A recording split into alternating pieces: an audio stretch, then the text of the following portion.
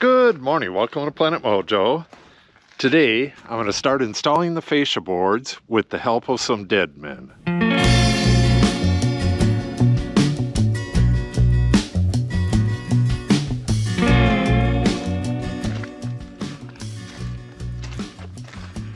And what a dead man is something that holds your work. It's like a helping hand that is not a helper.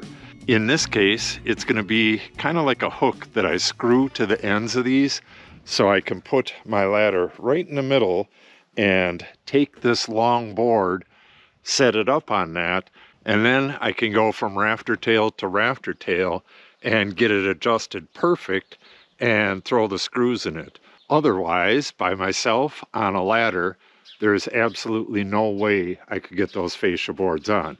So let's head over to the machine shed and I'll show you what I got for this. It's getting really tight in here with all this lumber in here. Got lumber here. This whole thing is filled with lumber back there. I got some 20-footers here, and these are the boards I'm going to be using today. I went and got that last night. Tools that were underwater. If you've seen yesterday's video, all of these tools were underwater and they're all working. Okay, here is a dead man. I poked myself with a screw when I was putting these in and it won't stop bleeding. But anyways, this aligns with the angle of the truss, and if I put this face about 1 inch back, it should be in right about the right position. Then I'll screw it into the rafter tail with these screws. And once I have all 3 of these in place, I'll get my board up there. It'll be cut and pre-marked and all that stuff. Get the board screwed in place, take these down, and do it again. It's obviously going to take a lot longer than using a travel lift or something, but I don't have one of those. All I have is a ladder, and this is a way for me to get it done. All right, I'm going to pull my board out of here, get it cut, get it laid out, and I will get back with you over there when I start putting it in. All right, let me show you what I've done here before we head over to the other side. I got my marks on here. This is exactly 1 foot. There's a 1 foot overhang on the building, and the rake board is going to die into it back here. 1 foot right there, and then from the end, 9 feet to here, but it's 8 foot from the end of the building. That's this center line, and I have the outsides marked as well because I may have to center that. And this is just 3/4 in because on the very last one, the rafter tail is going to be right here. This has to be right in the center of it. This is exactly 17 feet long, 8 foot on center plus 1 foot.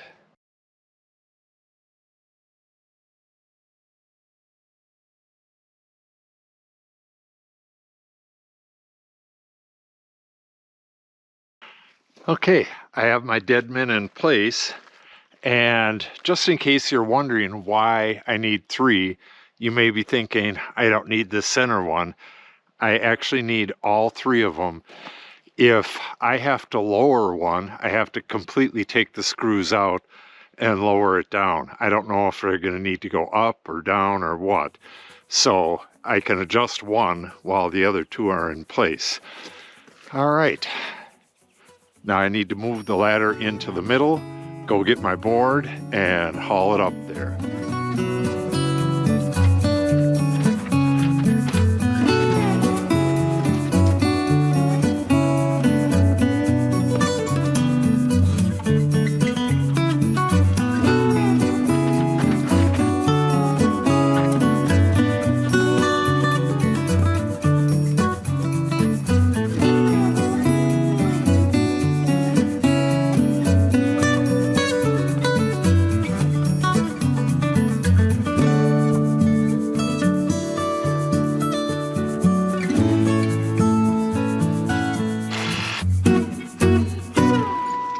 Okay, I recorded an end to this yesterday, but apparently the file was corrupt and I got to do it again. Today, well, actually yesterday, it started snowing. It snowed overnight. We had basically a little blizzard. You could see the snow on the roof. Not a whole lot of snow. There was maybe an inch, and most of it's melted by now, but it was blowing incredibly hard, and it still is here and there. We had, I believe, 25-mile-an-hour winds just a little while ago. So let me try to get this done real quick. I got all 3 of the boards in, and as I mentioned earlier, well, I guess I typed it in, these first boards, you got one here and one on the other end. If your building's longer, you might have more than that. Those have to be adjusted for the gain in length. These connector plates here add a fair amount of thickness, so the dimension between the face of this rafter tail and the center of that one is not going to be exact like it is on these girts. These are exactly 16 feet. This one's exactly 8 feet. That is about, close to 3/8 of an inch different.